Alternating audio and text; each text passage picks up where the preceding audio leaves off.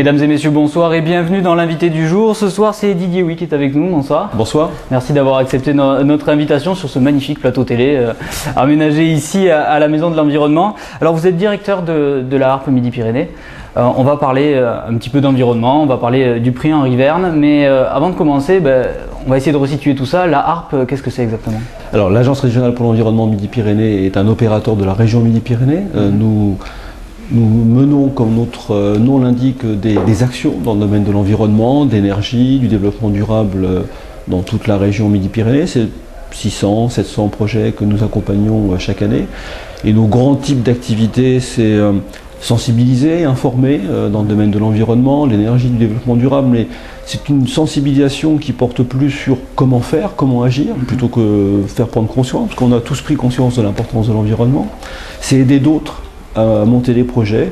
C'est très souvent des collectivités locales qui ont recours à nous pour monter un bâtiment qui consomme peu d'énergie, préparer une action pour préserver les milieux naturels. En quoi vous aidez ? C'est plus financier ou vous apportez aussi... Pas d'aide financière, en fait, c'est la région Midi-Pyrénées qui apporte les aides financières. Nous, ce sont des aides méthodologiques, d'appui, de ressources, de données, de connaissances. C'est une mission qui se développe de plus en plus au sein de l'Agence régionale pour l'environnement. C'est fournir des informations, des connaissances pour agir. C'est le cas en particulier dans le domaine de l'énergie, des gaz à effet de serre, où on nous a confié l'animation d'un observatoire régional de l'énergie qui, chaque année, produit de l'information, de la statistique dans ce domaine. Donc vous voyez un ensemble d'activités qui s'adressent en priorité sur des grandes thématiques environnementales, l'énergie et le climat, la biodiversité, l'eau, les espaces naturels. Donc c'est sur ces sujets-là que nous intervenons quotidiennement. C'est très vaste, je crois que ça a été créé en 2002. Nous allons bientôt fêter nos 20 ans d'existence, donc c'est 1990-1991. D'accord. Alors j'avais cette date 2002, ça correspond à quelque chose en particulier ou c'est moi qui... 2002, c'était le moment où nous avons fêté nos 11 ans d'existence, et c'est peut-être pour ça que vous y pensez. Sûrement. Alors l'émission, vous accompagnez les collectivités locales, il y a aussi on va dire des particuliers qui peuvent faire appel à vous ou pas du tout ? Oui, dans les locaux dans lesquels nous nous trouvons, les locaux de la Maison de l'Environnement Midi-Pyrénées, qui est une des rares maisons régionales de l'environnement qui existent en France, nous accueillons tous les jours des particuliers, essentiellement des jeunes qui viennent en fait visiter une exposition permanente, participer à des animations que nous organisons périodiquement, et puis bien évidemment, comme tout à chacun, nous avons des sites internet sur lesquels on peut trouver des informations, et une partie de ces informations sont dédiées aux particuliers, aux individus. Vous êtes là pour éduquer aussi, je suppose ? Éduquer, informer, fournir des éléments, encore une fois, pour agir. On n'en a pas forcément encore suffisamment conscience, mais... Il y a des avancées quand même.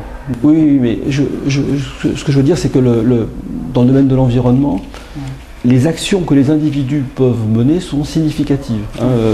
Dans le domaine de l'énergie, par exemple, l'énergie que nous consommons en Midi-Pyrénées, près de 60% est lié à des actes, à des décisions individuelles. C'est là où nous logeons et c'est la manière dont nous nous déplaçons. Et donc, en fonction des choix que nous faisons pour nous déplacer, des choix que nous faisons pour utiliser l'énergie dans nos habitations, nous pouvons en fait générer des effets dans le domaine de l'environnement qui sont significatifs. Les petites gouttes d'eau font les grandes rivières. Ouais. Donc chacun à son niveau peut faire avancer les choses.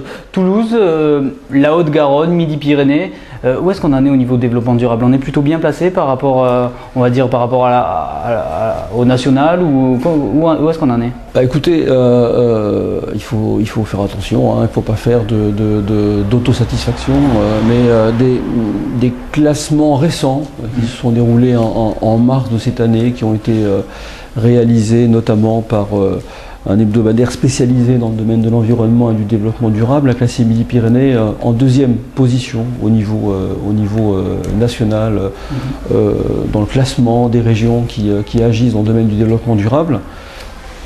C'est un signal intéressant, mais bien évidemment, ça ne peut que nous encourager à continuer et à agir davantage. C'est plus dans ce sens-là qu'il faut le voir, plutôt que dans le fait qu'on est sur le podium, donc on va s'arrêter. Non, il faut continuer.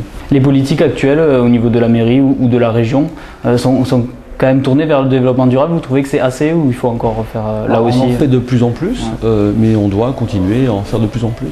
Vous, en 20 ans, vous avez vu une évolution, je suppose, considérable fantastique, sur l'environnement. On était des pionniers à 20 ans. Regardez d'un œil un peu... Peu de gens s'intéressaient vraiment à ce type de sujet. Là maintenant, tout le monde est concerné, tout le monde en parle, mais en parler c'est bien, mais agir c'est mieux. Donc il faut agir. Alors si on est là, c'est aussi pour parler du prix Henri Verne.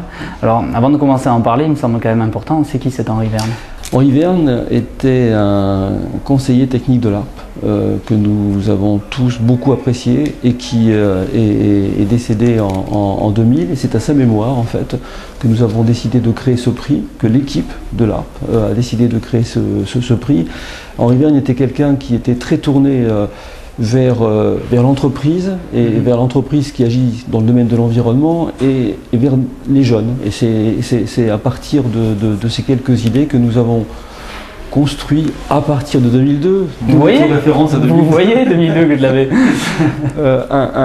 Le prix Henri Verne qui en fait s'adresse à des jeunes qui ont des projets. Donc l'objectif est bien d'aider. De toucher la jeunesse aussi.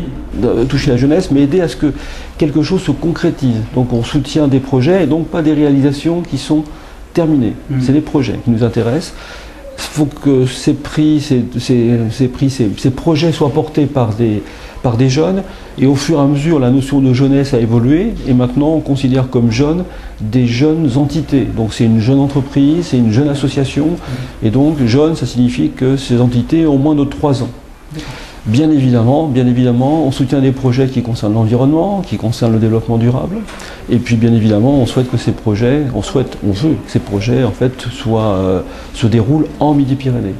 Alors c'est quelque chose que nous avons lancé depuis 2002, avec le soutien depuis le départ de la région Midi-Pyrénées, et puis le groupe La Poste en fait nous a rejoint depuis 2 années. Nous sommes ravis en fait de mener ce type d'action avec cet établissement.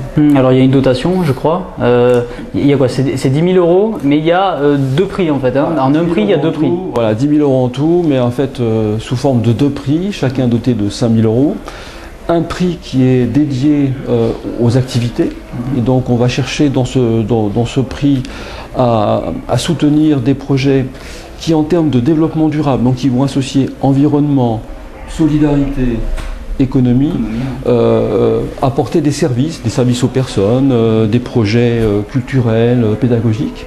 Et puis un prix technologique qui, comme son nom l'indique, va plutôt s'adresser en fait à des projets qui vont concerner de nouveaux procédés, le développement des énergies renouvelables, comment économiser des ressources naturelles qui sont finies. Hein. Et donc en fait c'est 2 types différents de projets qui sont soutenus.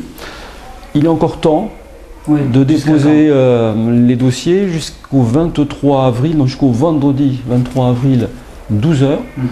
Et c'est très facile pour déposer les dossiers, il faut aller sur le site de l'ARP, arp-mi.com, et on dépose son dossier. Tout est il y a un formulaire qu'on peut remplir. Il y a un formulaire à remplir, mais 23 avril 12 h, nous avons déjà reçu plus de 25 dossiers. Hein. Donc l'intérêt pour le prix Henri Verne, pour les prix Henri Verne en fait, se caractérise et se manifeste de mieux en mieux, de plus en plus. Bon, vous l'avez compris, hein, donc jusqu'au 23, dépêchez-vous. On va parler de ce prix en particulier et des autres années. Qu'est-ce qui a été primé les autres années Par exemple en 2009, quel projet a été retenu? On prime en fait, on a soutenu déjà 16 projets depuis que ce prix existe. Certains se sont bien développés, c'est en particulier une association qui propose à des personnes handicapées de se déplacer en montagne, c'est l'association humaine.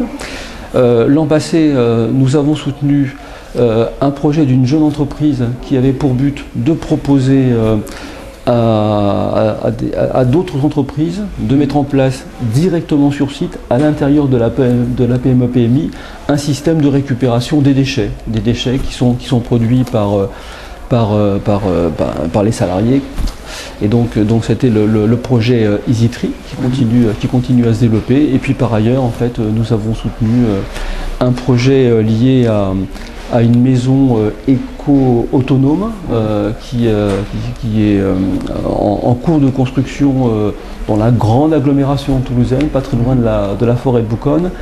Et une mention spéciale pour un projet qui nous a beaucoup intéressé, qui lui se déroule dans le Tarn et qui a pour but, à partir de la sauvegarde d'espèces végétales, des pommiers, des poiriers, qui étaient présents dans notre région et puis qui avaient disparu et qui ont été remis en place, et bien de faire d'excellents jus de pommes et d'excellents jus de poire. D'accord, donc il y a un peu de tout, on le voit, il y a quand même de la diversité.